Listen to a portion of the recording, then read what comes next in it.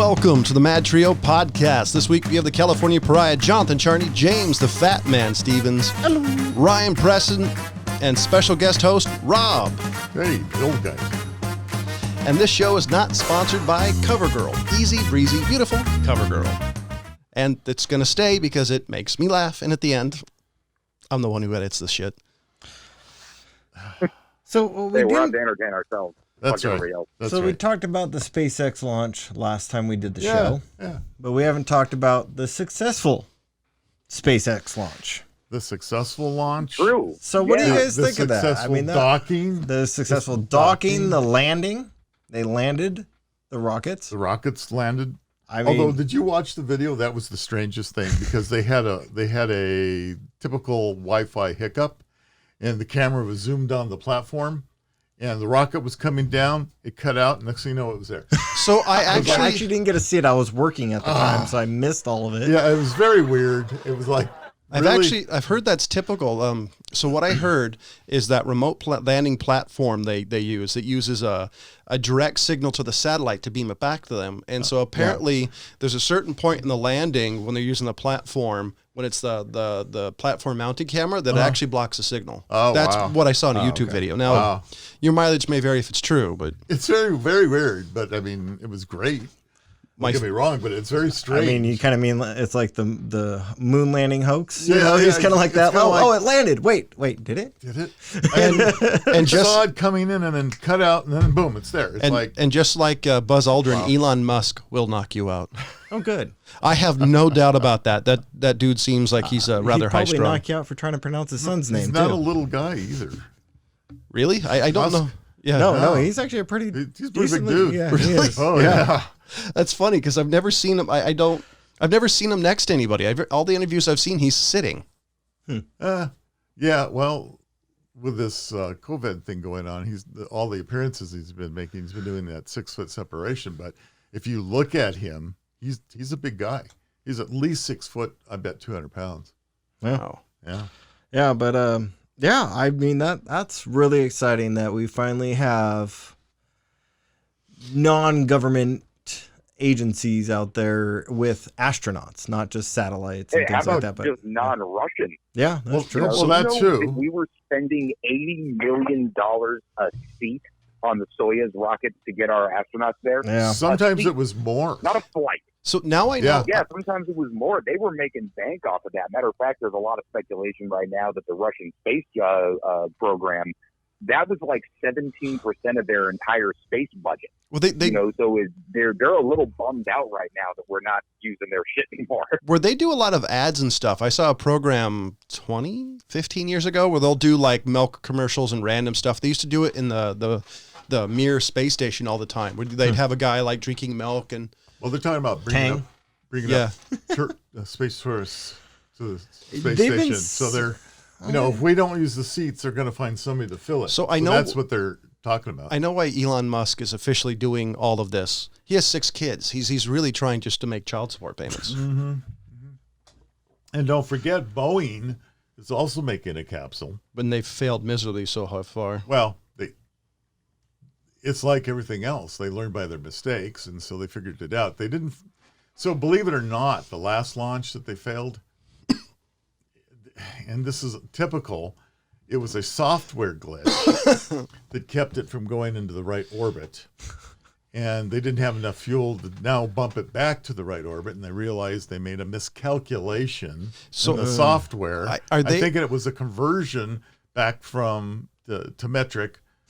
I am wondering if they're able to innovate as fast as Elon Musk's company has. Because I've heard that one of the things SpaceX does better than anybody is something blows up, they're building a new one. They know the problem. Apparently, the level of innovation in SpaceX is supposedly incredible. And NASA talked about that. The fact that they learned from their mistakes so quickly and corrected it that it was amazing that they were able to do what they did. Elon Musk is 6'2". Well, think about how many people are just so excited to be a part of that. I mean, how many people went into science because, back in 04, 05, we started talking about the privatization of space travel, getting untold numbers of people into science and engineering and and that sort of thing, with just this hope of being involved in something as bitchin' as this.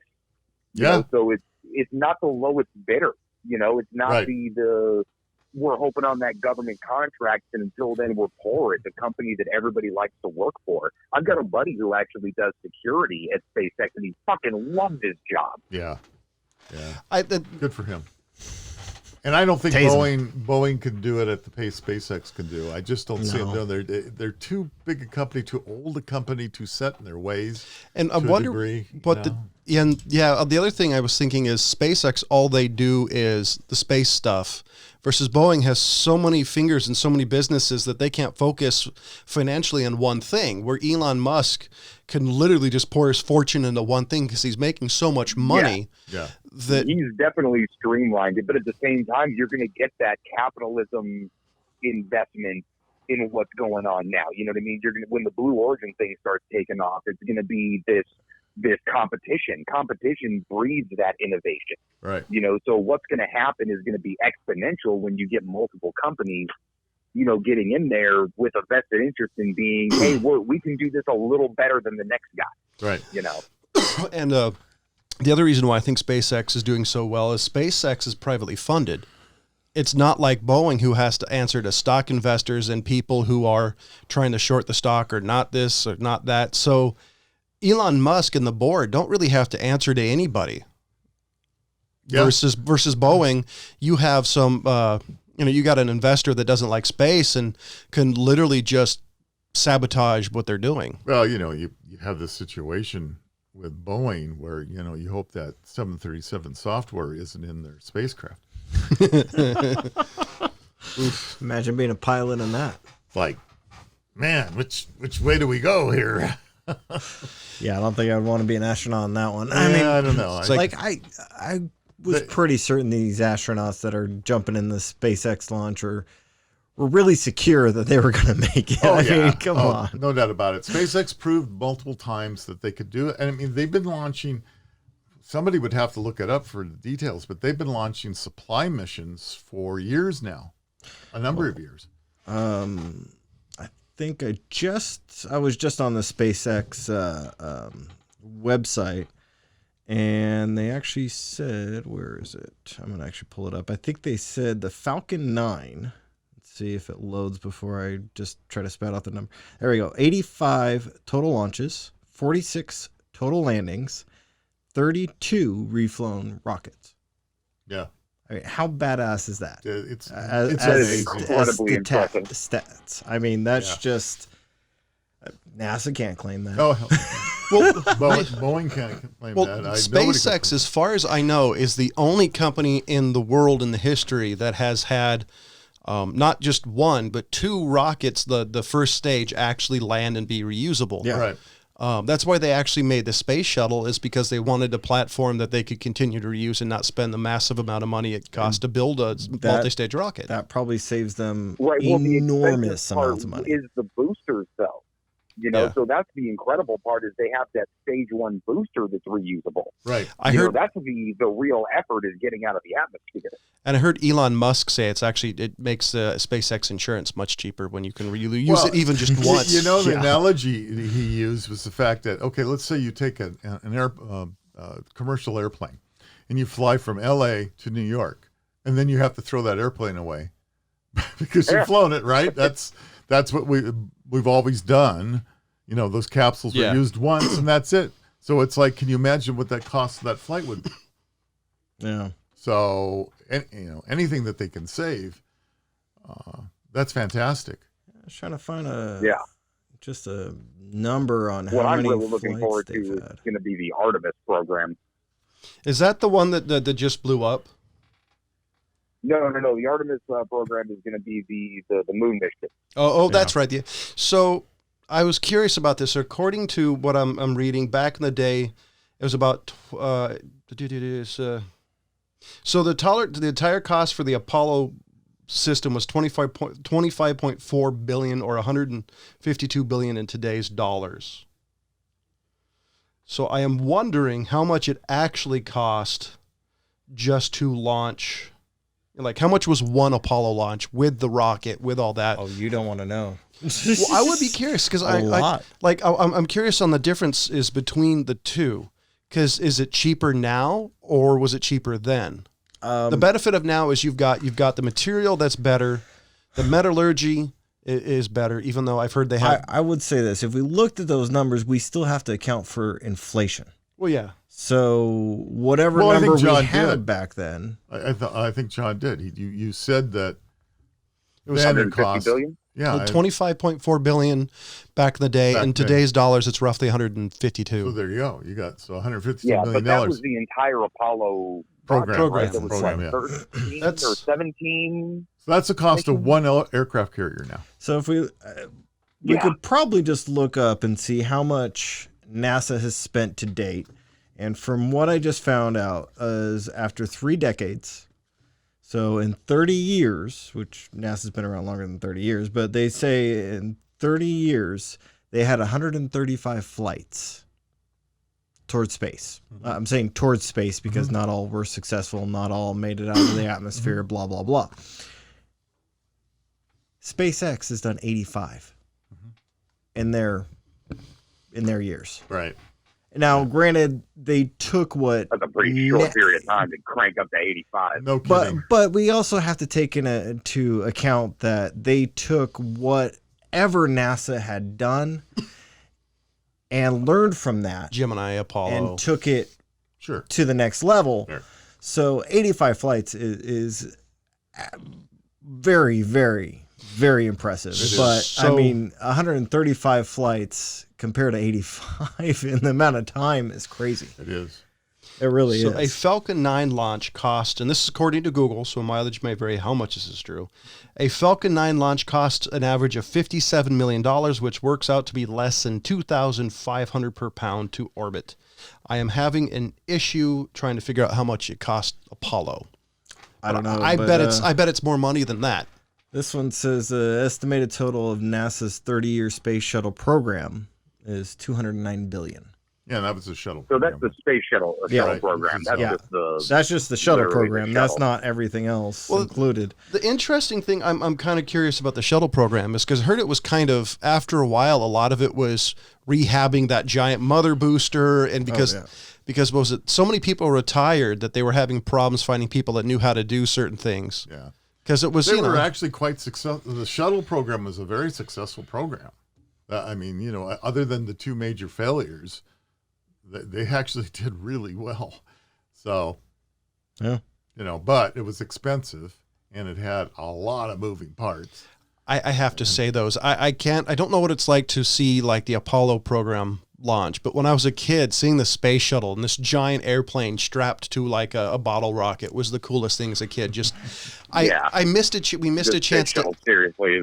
Fucking love that so much. We missed a chance to actually see it launch by a week, but it was still one of the, just seeing it launch on TV was really cool. I was kind of pissed that I was at work and I was just gonna put it on my phone so I could watch it. I was really pissed that I missed because it's still fucking cool. You're strapping this people to it. Oh, by the way, the Crew Dragon spaceship totally looks like it's out from 2001.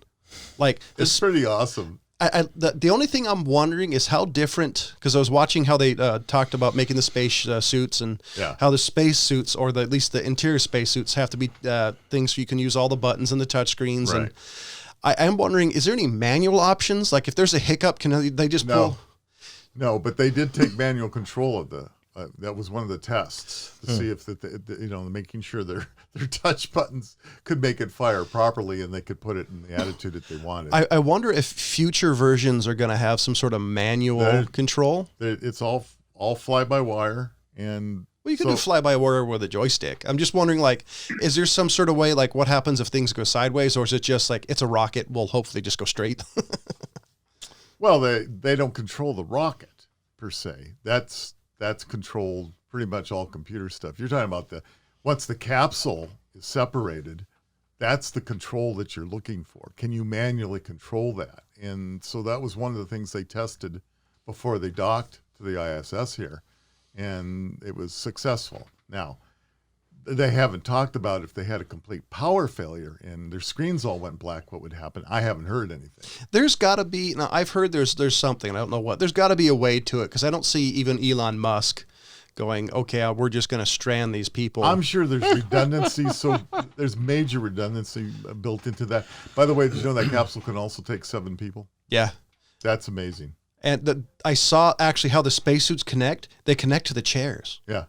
That was like the little innovations, and I'm thinking, how come you never saw like NASA think, like the tether, just have it connected to the chair? It's just like the level of thought I thought was pretty amazing. So I guess this is what happens when you have people who you're actually paying people massive amounts of money to come up with innovative ideas. Well, don't forget you've got the library, should we say, of NASA to go back and look at and say what worked and didn't work. So you've got that advantage already of 50 years, 60 years, 50 years of flight, right? So you add all that up, and then SpaceX goes, okay, this was successful, that wasn't successful, this worked, this didn't. But but besides the funding cuts in NASA, you think that at some point in time somebody would have these revisions. Like I've been hearing the new latest and greatest EVA suits from NASA for 30 years and multiple designs, and none of them have ever come out. They all look like they're from the 70s. So remember, the EVA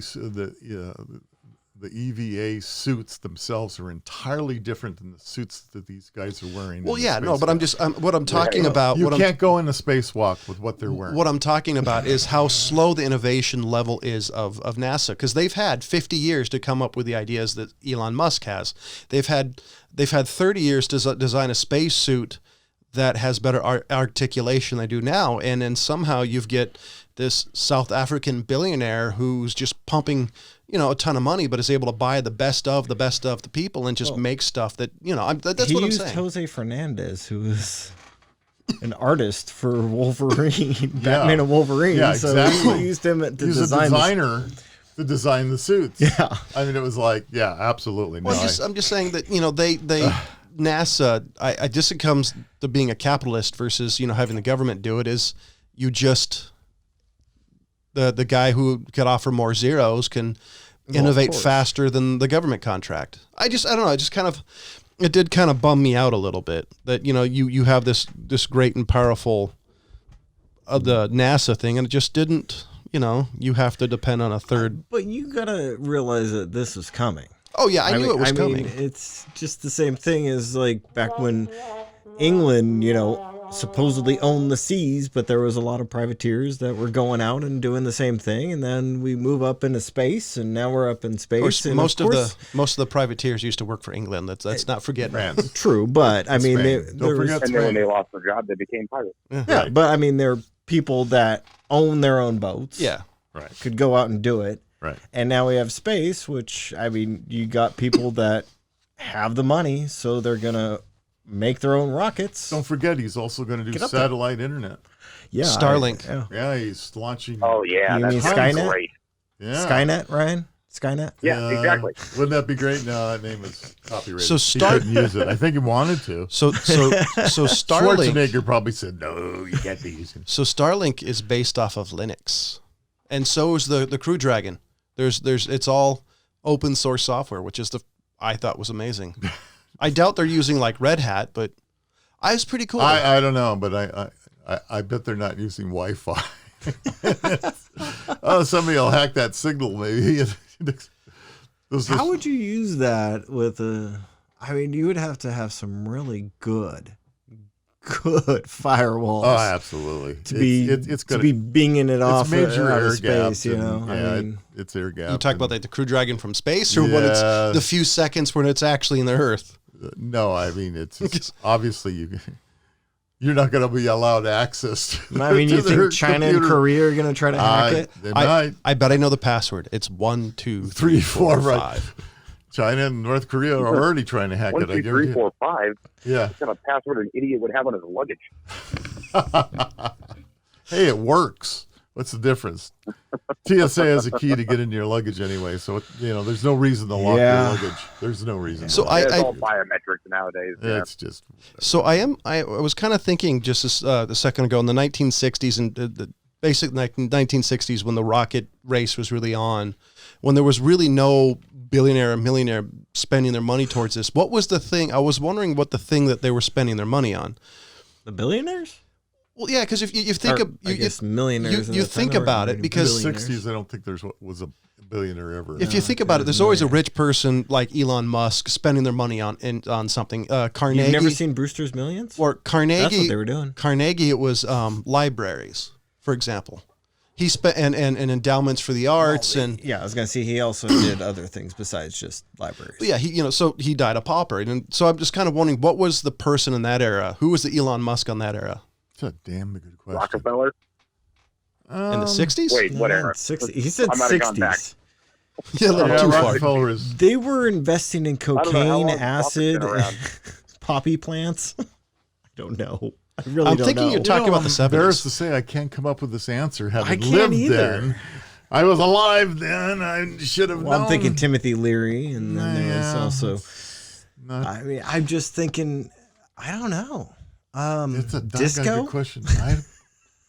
There's got to be an answer to it. I There's just don't got know. to be an answer. I just can't. I'm not Googling. I'm not on any electronics today. This is just my brain working today. I'm not looking at.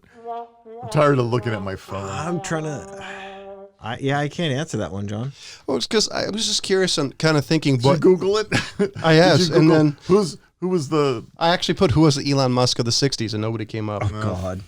philanthropists for the 60s? That's what I was gonna say. Would it be a philanthropist though? Because he's not exactly. He's a hardcore capitalist. You know, it's in theory what he's doing is philanthropy, but he's also making a lot of money in the process. So Howard Hughes In the Yeah, 60s, there I you thought go. by then he had kind No. of. in the 60s, like early 50s, the 60s, Howard Hughes was the man. Wow. Okay, so Yeah. celebrity millionaires from the 60s and 70s: Jack Nicholson, Jane Fonda, Harrison Ford, Clint Eastwood. I'm just thinking. In the 60s? None of them are a Musk though. Yeah, no. So Howard Hughes comes. Yeah, close, Howard close. Hughes. He comes closest. Is 1960 richest man in 1960. But then for 65, 70, and 75, blanks. When did Howard just- Hughes Wow. die? 76. Okay. So, you know what? That makes sense. That I could see kind of the comparison, both incredibly intelligent, both incredibly driven. The difference between Howard Hughes and Elon Musk is you don't have the government trying to kill him. Hughes had a number of Allegedly. think tanks, kind of like the Rand Corporation. They were the big think tank at that period of time. I think they're still around, actually. There were between 4 to 11 billionaires in 1960. Really? Yeah. Do we know any of them? 10 of them were pieces of shit. They're not giving me any names. You can't get the names. I'm trying to find out. But Oh, here we go. Mellon family, Rockefeller family, okay. Paul Getty, J. Paul Getty. yeah, there you go. J. Paul Getty, right? But I mean, saying Rockefeller family and Mellon family doesn't really tell me Old money. exactly. You know, Old that's money to really carry through, Yeah, that's right? just old Hell, money that Rockefellers are was still invested. rich. Gettys are he built a big art museum. I mean, they're rolling, See, right? he says that his money was from oil, but it doesn't say he had That any investments really in 1960s. Yeah, that was my understanding. He did get his money from oil, but I don't know if it was a speculator or what he was. So Howard Hughes' net worth was 1.5 billion, equivalent to 6.74 billion in today's money. Approximately one. He wasn't spending money on 1190. Spruce Goose back then, though. Not in the 60s. He didn't spend his own money on the Spruce Goose, did he? I thought that was one of the reasons he was on trial was for allegedly spending government money and taking forever to, because he was a perfectionist. He was an engineer. Well, I don't know. I mean, the problem with the Spruce Goose is the war was over. Yeah. I mean, he didn't need it. It was a little late in getting it to production. So Yeah, all it says is Paul Getty was the richest man in 1960s. Apparently, though, some of the actual technology design in the Spruce Goose was so innovative. They used parts of some of the stuff today, the hydraulics and a few other things. Apparently, were revolutionary for the time. I'm sure. Well, I'm thinking maybe they were wasting money on Warhol back in the 60s. I mean, Well, we're spending a lot of money in Vietnam. that's what I'm thinking because I'm looking through all the stuff that they're saying was millionaires in 1960, and it's like It's like right after 1960 where they were saying Getty was the richest man, there's like nothing. Yeah, kind of. So it's got to be dark space because of the war and yeah. Yeah, I didn't even think about the war at the time. It was just John's bag falling. Oh, okay. It just got his It's all the expensive ghost stuff. in our studio. I actually thought it was a cat falling for a second. I was like, there's a cat The in ghost here. is back in our studio. Yeah, so to answer your question, John, no one. 1960s, no one. Well, no, certainly not an Elon Musk. I mean, Yeah. but you get no Bezos. You know, I mean, if we want to maybe go they were back, no spending jobs, money on the no. Hueys. In the news. Yeah, I don't know. No. So I mean, who's comparable to Jobs and I guess in the 1960s, nobody. The 70s, there was a bunch of drug runners. yeah, well, Well, that's what I'm Bill- saying. They Bill were Gates. investing money in the drugs when did Bill for the Gates start? 1970s. When did he start 80s. making his money? I thought it was the 70s. He started making money. Was he making money in those? I was thinking he made most of his money in the 80s. I didn't. Well, think when it he was came the up with 70s. Basic, that was in the 60s, and he was getting royalties on that from everybody. So he started. That's what started his fortune, I believe. By the way, Jeff Bezos is 5'7". Yeah, he's a little guy, but he's got a lot of money. He's making up for his lack of height. Oh, big time. I'm not. Other than reading the wiki, it doesn't seem that it's going to give me an easy answer Yeah, on Jobs. So, Jobs. or Gates Bill or Gates. Jobs? Gates. Oh. Bill Gates. Well, Bill Gates, yeah. So it had to start, I'm assuming, in the mid to late 70s, because during the 80s, in the height, because he was running with Microsoft and Apple were kind of working together. 75. Yeah, that sounds about right. He co-founded Microsoft with Okay, his that was a friend start. in 1975. So, Paul Allen. yeah, he probably started making money in the 70s. I'm assuming, I sure wish I was one of his friends. I would have loved to have been one of his buddies. He made every one of his friends rich. Every one of them. except for his kids. His kids will have money. Oh, they I don't will. care what he says. He said, well, from what I did, I looked it up and did some reading on it. He's giving them a certain amount of money to Right. start off. Right, So, right. and that certain amount of money is way more money than we'll ever- yeah. than we'll ever see, You know, so I yeah. read, I Those read, so they're are being fine. taken care of. Yeah. I read years ago it was supposed to be like $10 million. It's like, hell, I could move to the backwoods of Minnesota and live off of $10 million my entire life. So Do you that's, remember when him building his that big house in Washington State? yeah.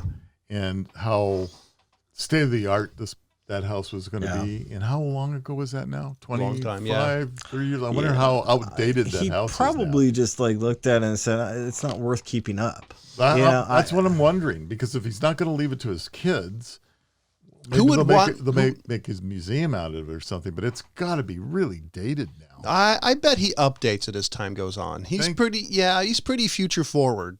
I would have thought. You would have done as much as you can. I don't know. He pretty much, once he made his fortune and he started backing away from Microsoft, as far as I could see, he pretty much just started saying, hey, I'm going to go do other stuff. And then they've got their foundation. That's a big thing that they do. So he and his wife are doing pretty well on that. Oh, yeah. I guarantee they're doing really well. Yeah. I don't know, but if I was his kids, I wouldn't want that house. You wouldn't be able to afford the property taxes. Yeah, I have no idea what. I bet there's an answer somewhere what he's going to do with it. You need an endowment just for the pay the taxes on that house. Well, again, it's another one of these, huge buildings. He built a huge house that, like all these stars buy these, 20,000, 30,000 square foot homes. And what the heck are you going to do with them? See, now How many rooms can you live in? I would, if I was going to You'd build like a to try, house, huh? there are certain things I would do with it, but I wouldn't go smart house. Right. I would stick with Well, some of the something basics. That's upgradable. You anyway, right? have like one of the old school elevators that still works after, nothing like on Wi-Fi or any of that crap. Right. Maybe a dumb waiter as well. I would Things like build- that. Things that are practical and will last is Right. what I would be going for. Faulty towers. I was thinking of the Winchester Mansion type style, but whatever. That house is actually pretty giant. It is pretty giant, but it's also weird. It's weird, and the actual moving through the house is like almost claustrophobic. Yeah. I agree. But seeing it once is all you need. It's not like exactly. you go back to it. But I would do something, like I said, I would stick with the practicalities, something, nothing that's. But how many square smart feet do you think you really need in a house? Not a ton. Back when I was a kid, I thought about having a lot of space, multiple, like 5 floors and crap like that. But you know what I would do? You need people to help take care of it. Yeah. You know what I do is I do one of these old barn conversions. That's more space than you would ever need. Is find one of these old barns, convert it to a living. You know what I saw that was really cool is in Sweden. This guy was building a barn house, or not a barn house, but a wooden house. What do you want to call it? He was taking wood from his own property, and he was milling it, and he was building a house with it. And then he started thinking. This is in Switzerland. He started thinking about. He was an engineer, and he started looking at these glass houses, trying to build arboretum or whatever you want to call them. And so he built his wooden house, and then he built the big glass house around it. And because he was in Sweden and it's cold most of the time, and so he's got a greenhouse in there, and he's growing all these plants and doing all this stuff. And all of a sudden, he has Mediterranean weather in Sweden, where everybody else is freezing, and he's in there nice and sitting back there having a great time with his plants and his tomatoes and whatever. And if he wants to cool off, he just goes outside. By the way, that transition's got to be a bitch. Yeah, can you imagine? Yeah, but anyway, it was on National Geographic, and they did he talked about how he came up with it and how he built it, and like I said, he was an engineer, so very detailed.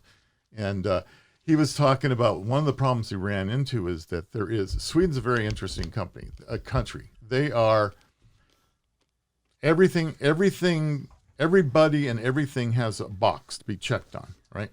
So here he's got a house that needs to be hooked up to sewer system. And he says, no, my house doesn't need it. It takes care of its own sewer system. Okay, and so he's Sweden like said, fertilizer type stuff. Yeah. And Sweden said, no, you can't. You have to have it. He says, I don't need it. He said, I can do a better job than you can do. And he said it took him going to court. 3 years. He had to go to court so that he didn't have to pay the fee for the sewer system that he wasn't going to use. I believe it. In certain areas of America, it's illegal to be off the grid. Yeah. Well, yeah. No, but it was very, he said, that's the whole country. He said, there's a box for everything, and if you don't fit in that back box, it doesn't exist. Yeah, he said it was very weird, because he was innovative. He was coming up with all these great ideas, and they didn't have any checkbox for him. I believe it. Yeah. So anyway, kind of weird. I just couldn't imagine that transition. You go from wearing a Panama hat and, and shorts, and all of a sudden, it's like 25 degrees. Hello. Yeah. Yeah, no. I don't know. I wouldn't build a house like the Coral Castle either. Yeah. Well, there are lots of houses I wouldn't build. Actually, I think. Did we lose Ryan? Ryan, are you there? He's napping.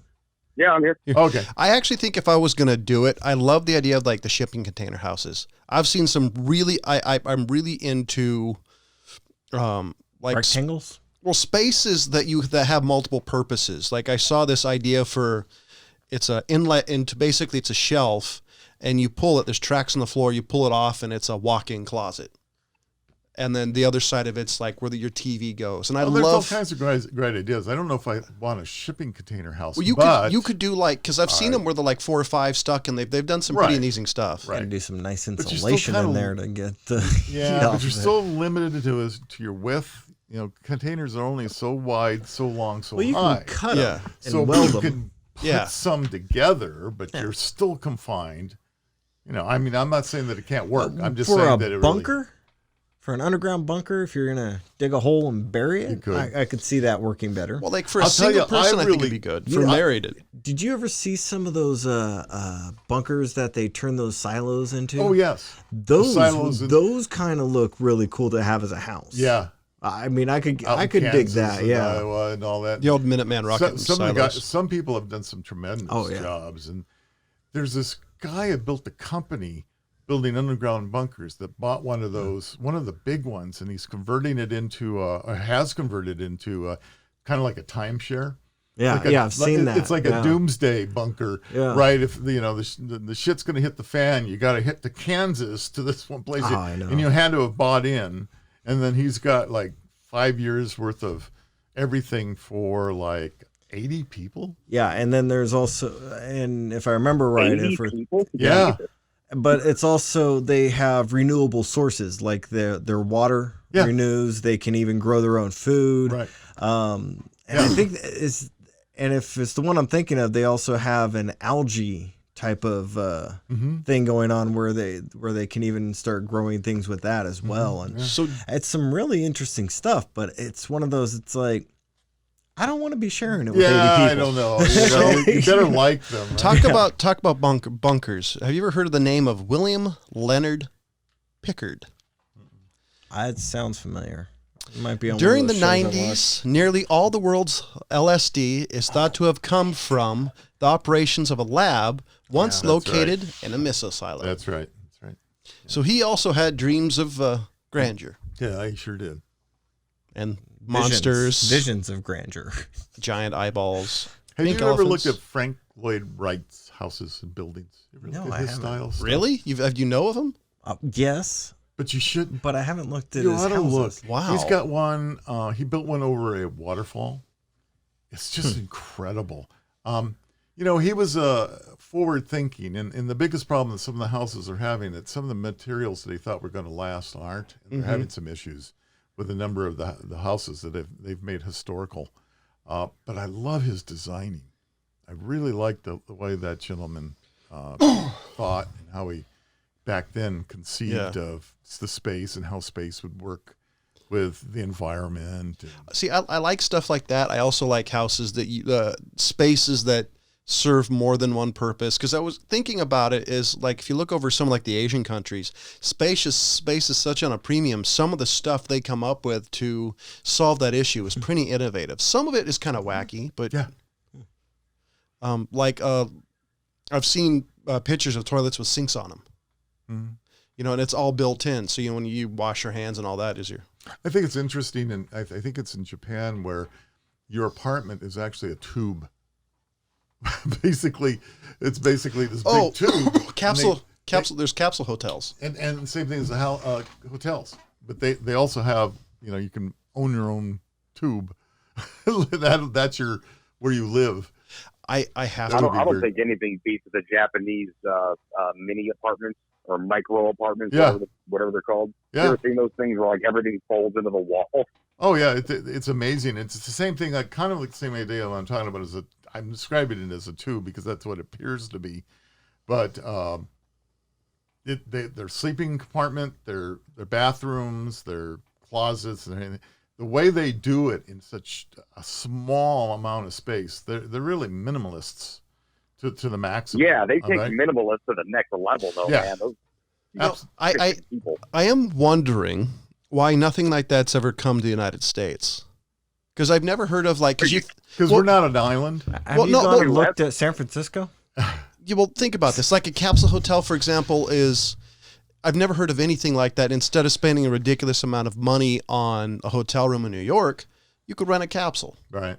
I mean, I'm just surprised that's never made it to the States. Well, the other issue, gosh, we're talking about, are we going around the world on this thing? But you could look at homeless. We need the Wayback Machine on this one too. But you can look at the homeless situation and say, we could probably go ahead and, just build a number of these minimal tubes, and they'd have a place to sleep. And well, okay, so most of the people who are homeless don't want homes. The problem, a lot of the homeless people want to be homeless. That's their thing. Well, so our local sheriff's department rounded up quite a bit of our homeless people during the corona, the quarantine that we had. We're still having. Took them up to Tahoe, rented a hotel for them. You know how long they stayed there? A day. A night. Yeah. Well, they didn't even stay a day. They stayed one night, and only a few of them did. Yeah. And then they were gone.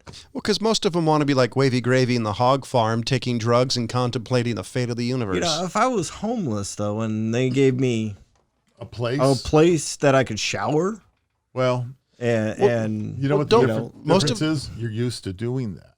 True. Well, also don't. So you want to shower, you want to be clean, you want to have good food, you want to. They don't care. My first question would be, how much can I get on room service? Yeah, exactly. I can relax and watch some TV. Can I get the mini bar? Don't forget, in San Francisco they were doing it, and there's rules. There's things you can and can't do. Up until I heard a lot of people don't like rules.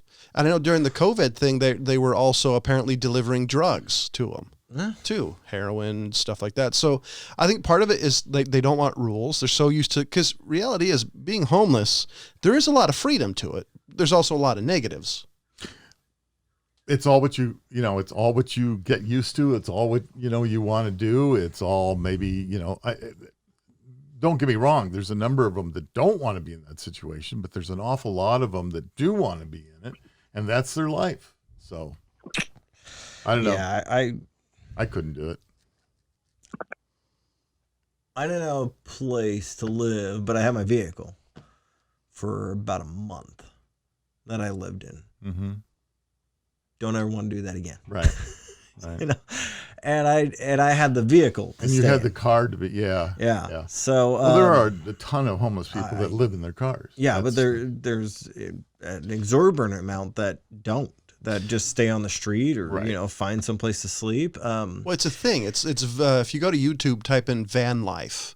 One of the bigger channels is living the van life. And living in a van. This is what this guy down by the river. Well, this is what this guy does though. Is he lives in a Volkswagen RV, more or less, and is he by a river? Well, that's where I was trying to go. They almost all go by where water is. So, yeah. Well, this particular guy is a cinematographer, so he has a drone and all this equipment. So a lot of his videos are amazing, but he lives in a van. Well, that's his life. That's his choice. That's full time. Yeah. So I mean, that's. It appears that Ryan and I are the only ones that are thinking of Chris Farley right now. No, I knew it. I just decided to ignore it. I mean, yeah. But I don't know why you would ever decide to ignore Chris Farley. I know. I mean, he's very loud and boisterous, but not here anymore. Yeah, he's not here anymore. Yeah, it'd be kind of hard to ignore Chris Farley, especially if it was alive now. Yeah, kind of a smell. Corpse, zombie. I just couldn't do the homeless thing. And I remember when I was out in one of the trips I've had out to Hawaii, Oahu has a really, really bad homeless. Actually, most of the Hawaiian Islands actually have a really bad homeless problem. And I just remember going down the street one day, and there was literally a lady on the strip that fell asleep by one of the businesses that was closed, and just had a puddle of piss all around her, and it just rank. And I just remember looking at her, and I'm like, she obviously knows she's pissed herself, but I couldn't imagine being okay with that. Yeah. And I just remember that was heartbreaking, but she was one of the more violent ones, because I actually knew some of the locals, and they were saying, that lady, just don't go near her. She's violent. And I'm just kind of thinking, I also don't want some lady covered in her own piss attacking me. So I'm just going to steer clear of her. Yeah, that's for sure. But that's number 5 on my do not bucket list. I just couldn't fathom the mindset of being okay living like that. And it's just one of those that I just can't get that. There was a gentleman, I don't remember his name. He came out with a book years ago, and he actually lived for a certain period of time as a homeless. He went to the city with $100 in his pocket, and he said, if you don't want to become homeless, well, it's not easy. It's not impossible. There are programs and places that give you a room. You can get jobs. He said it does take a while, but he says it's 100% possible to get out of it. You just have to want it. It basically came down to most people don't want it. Yeah. Or they're so stuck in, or they're so stuck into drugs, like the golden voice bum guy. And don't forget mental health issues. Yeah, homeless. It's terrible. Many of them are bipolar, schizophrenic. I was dating a girl who was going to Sac State, and she was in one of the housing programs. And so she was with one of the student housings units down by Sac State. And there was a gentleman that was basically like the maintenance guy. And so I was talking with him one day, and I come to find out that a year ago, before I met him and his entire family were living on the streets. And he went and got some of the aid that John and you were talking about and started his own business, and then got contracted through Sac State as a maintenance man, and is living on the grounds, making a good amount of money, got his whole family out of the streets and everything. And it was just a very successful story. And it was just one of those that when you meet him, you would have never have guessed that a year ago, him and his family weren't even living in a car. They were living on the streets.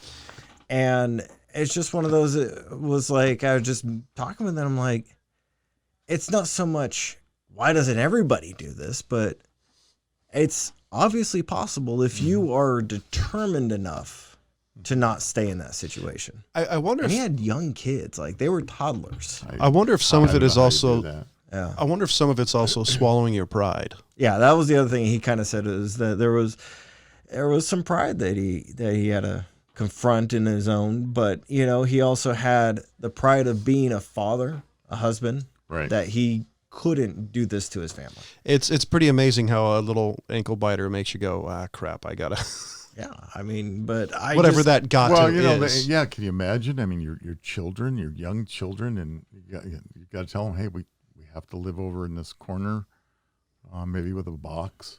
Yeah, or a tent or whatever they have, and that's what we're gonna have to live in. Yeah, I can imagine that with my son. I'm sorry you're hungry because I don't have the money to get you the milk and cereal today.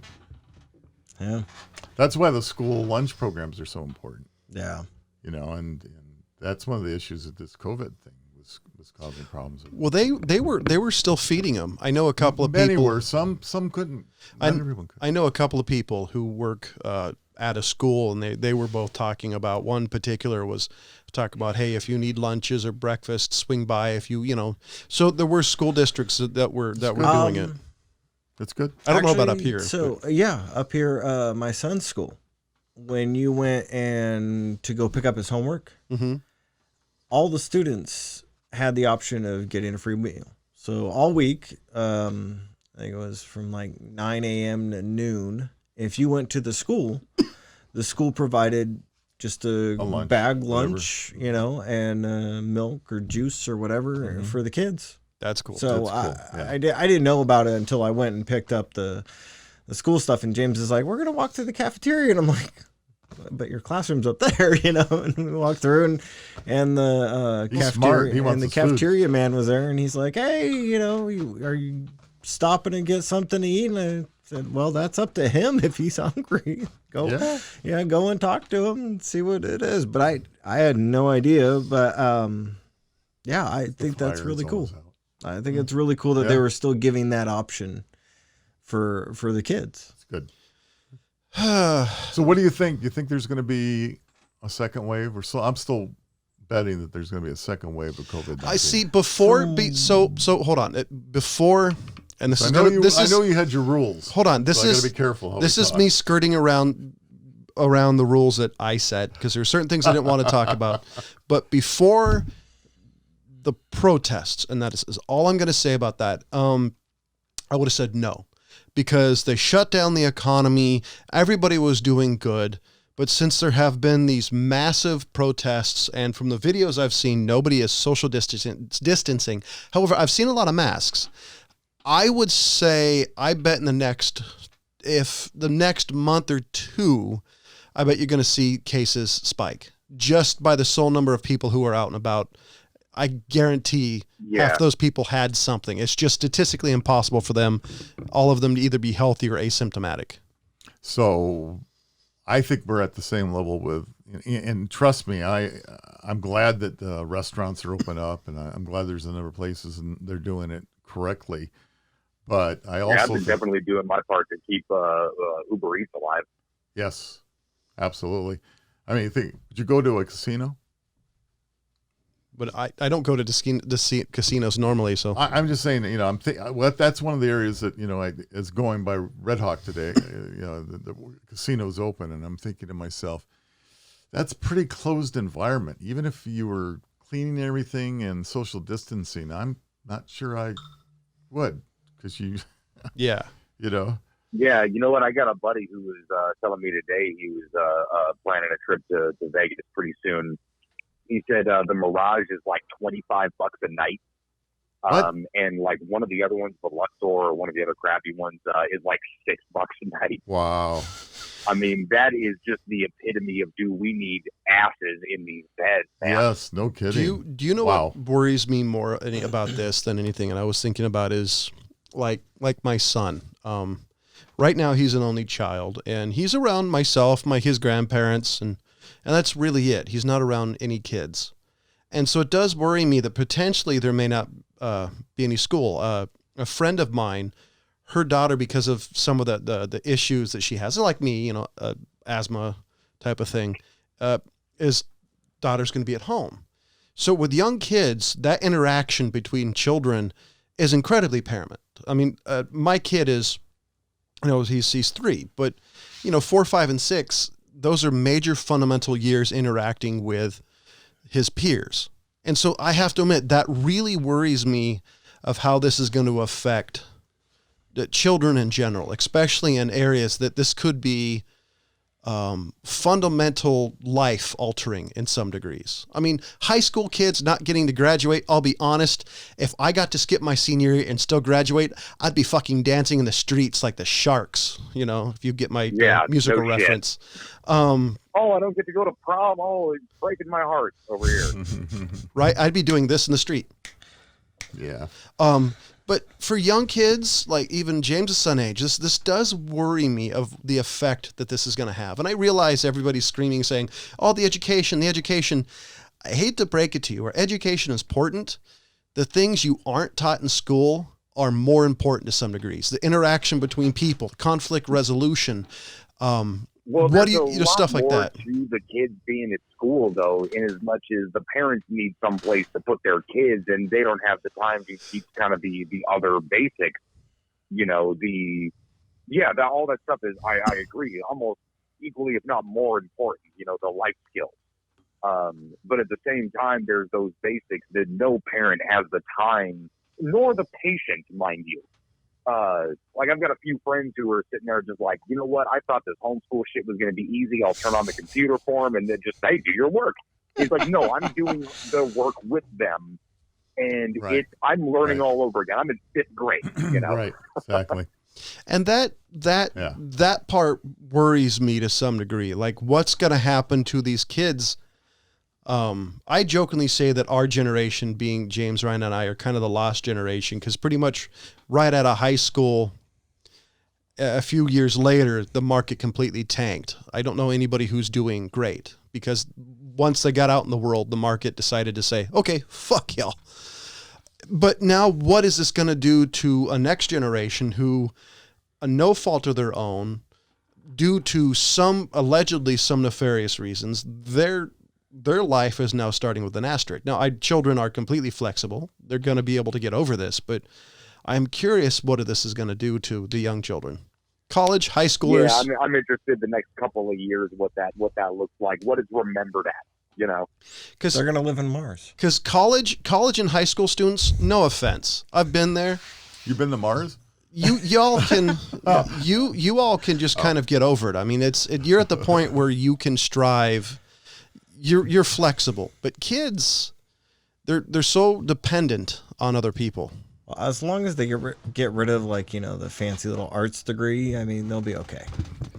I mean, that does nobody any good. I need a barista. So, let's be honest. Keep your arts degree. I'm hoping for shop classes. I think Isaiah would be a great electrician. So we'll see. Yeah, I would say he's not colorblind, right? Need to come back with a vengeance. Yes. But see, that's funny you talk about that. I remember when I was one of the last people in James and our high school that actually got to be in the shop class, because they removed the metal class after a certain period of time, and because they had the shop fundamentals class where you got to use all the major, to be introduced to everything but automotive, electrical, electronics, metalworking, and wood shop. Yeah, I was in electronics for a while. Teacher before this whole thing started, for our anniversary, my girlfriend got me a gift certificate for a blacksmithing class. Oh, cool. That would be fun. It got canceled because of the whole damn COVID thing, but I was so looking forward to that. Well, I imagine they're still going to do it. That would be really fun. Do you have a douche beard and do you buy oils? Matter of fact, I even donated to the guy who funded me because I wanted it to be open when I go back. Yeah. Oh, that'd be cool. Oh. That's tell her right on, man. That'd be fun. Oh, by the way, if you all want to check out, I'm super interested in. Yeah. If you guys all want to watch a really cool blacksmithing channel, check out. It's Steele. I forgot his first name, but it's Alex Steele. Alex Steele online. Yeah. He's one of my favorite. Alec. Yeah. It's ALEC. I like Forged in Fire. But this is really cool because he's Those like are good episodes. He's like 23. He moved it like last year, the year before that to Montana. He's really fun to watch. It's the first time I actually got to see somebody actually enjoying blacksmithing, which kind of like I'd love to try that now, just to seeing the kids just having fun with it. Well, we have a community blacksmithing shop here in our area, and also in Coloma. There's a blacksmithing shop in there that during the tourist section is actually open. Yeah, they show how they make. I've been there for about like 200 years. Yeah, I think something like that. Exactly. I heard somebody stole the anvil. Which, by the way, nothing surprises me. So. I that's the only time I wish there was a camera there. How many guys? I don't know. That's a tough thing to steal. You have to want it really bad if you're going to. You imagine if you accidentally drop that shit on your foot. Do you think the guy was wearing a kilt? I mean, all these blacksmiths have this. Yeah, they do kind of want to wear kilts, but it's a little cooler, I guess. I don't know. I mean, if some idiot friend of mine had said, "Hey, let's go steal the anvil," yeah, fuck you. Yeah, I'm not picking that shit up. Out of all especially that one. Out of all the things to steal, too, it's like what. I want to know what you want to do with it. You're going to drop it off, try to drop it off something? Because there's no way. Where are you going to put it? Yeah. And what are you going to do with it? I'd love to see the discussion. His mom gets home, goes in the garage, goes full in right in the middle of the garage. Hey, son, where did you get the anvil? The what? The heavy thing that's stopping my car from getting in the garage. I didn't know what it was called, but it was cool. I mean, in all seriousness, I might help pick it up, but I ain't moving with that shit. No, I wouldn't. I'm not putting this in your car. How high is that tailgate? Yeah, screw you. However, I would pay to watch somebody put it in your car. Oh, just like the back thing ain't gonna go nowhere. No. God, how much would you say that anvil weighs? That one must weigh a couple 100 pounds. Oh, I bet it more than that. I'm thinking 500. Yeah, I mean, of course, it depends on what size anvil, but I mean, because there's that one is a big one. It was a big one. I bet it was 800 pounds. I bet it's 800 pounds, 800, somewhere in there. God. So just a very quick search. There's a 685-pound great piece anvil, extra large. Is $3,500, and that's off of eBay. There you go. Oh my God! You imagine the shipping cost? Well, I think it's neighborhood pickup. I might drive across the country to pick that up. Nah, so to save $5, I'm gonna go. A couple of years ago, you used to be able to get a pretty good quality gun safe from Amazon Prime. So now I'm gonna have to look up. Do you think you can get an Amazon Prime anvil? And I guarantee $2 shipping. I want 2 days shipping on my. I was going to say, I guarantee that guy would hate you more than the UPS, the mailman hated James when he bought 2 poker sets. Those things only weigh 80 pounds each. Yeah, they gave James or me a dirty look. I mean, I carried that shit up and down those steps. Yeah, and that was before you had your operation. Yeah, I was in a wheelchair. Yeah. Lazy ass freaking UPS. Anyway, he doesn't get paid by the weight. That's an odd story. Anyway, I think this all started with Ryan can't wait to get his blacksmithing class. John, I'm not seeing an anvil stolen in Coloma. I saw it. It in was Coloma, but I did find that somebody stole. See, that's only a 200 and 300 pound anvil in Illinois. So, but that was in 2014. Light one. I still want to know, if you steal an anvil, are you like a farrier who lost his? Like, I don't understand, what exactly are you doing? What are you going to use it for? A boat anchor? That's the only thing I truly don't understand. You got to start to get your tools somehow. I guess. I don't know. An anvil is a pretty specific thing. It just seems like a random thing to steal. I mean, but hey, if it's after working in a big box store, from what I've seen, people will steal anything for no reason other than it's there. Yeah, it's true. Mm-hmm. But I love, for sure. We stay with the story though. Do you watch Forge in Fire? No. Yeah, no, I love that. I don't show. have regular That's a TV. great show. There was a YouTube show I think it's on called Amazon. Man at Arms. Called what? Man it's at on Arms. Hulu. Oh, Yeah, Man at Arms is a YouTube show, but it's very incredibly well produced. But it's a show where they do a lot of like fantasy style weapons, or they'll do real traditional techniques, for historical stuff. right. Like the first one I saw, they did a katana with a very traditional type of build. The Folding. the stack, ore Damascus. and the folding of the metal a bunch of times, and Right. the traditional clenching and all of that. It was they're like really cool, and they do like a lot of pirate cutlasses and swords from movies and stuff like that. Was that the same one that did the Berserk sword? Yes, yeah, I'm pretty sure. So It's about an 8-foot sword, and this wide, and this thick. yeah, it's Wow. it's from an anime, so it's not real life. It's about a young kid. He was about 5 or 6 when they gave him a full-size sword. Oh, So as he grew up, he was used to using big swords, so he just kept on going up as he got older and older and older, and eventually had a sword that dwarfed a claymore. It was like 6 put together. Yeah, wow. Okay, well, good for him. that's a good anime, but you have to like anime to like it. Yeah, you would. Okay, So anybody have any other final words, messages, thoughts? be safe out there. Yeah, stay safe. That's the best thing we can say right now. And We're in apparently, weird times. Keep it secret. Keep it safe. and apparently the Bill and Ted's 3 trailer is out. Haven't seen it, but apparently it is. Ooh, excited. So, ladies and gentlemen, for the Watching that in a California minute. Pariah, Jonathan Charney James, the Fat Man Stevens, Ryan Preston, and the old guy, as always, thank you for listening. Goodbye.